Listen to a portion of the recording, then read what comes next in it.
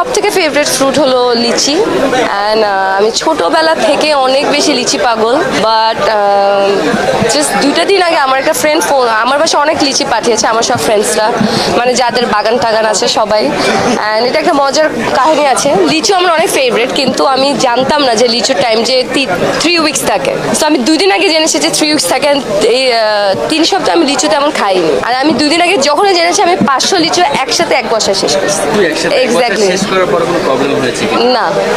আমার লিচুগুলো অনেক মজা ছিল আমার কোনো প্রবলেম হয়নি আমার লিচু আম কাঁঠাল সবগুলোই পছন্দ আর আমার আসলে মানে দেশীয় যে সিজনাল ফ্রুটসগুলো আমার খুব ভালো লাগে বাই গড আমি গাছে উঠতে পারি না আমি লিচু গাছে উঠে ও আমি দেখি নাই সরি আমি জানি না নীল থেকে লাল গল্পটা পুরনো ডুবে ডুবে ভালোবাসি তুমি না বাসিলেও আমি বাসি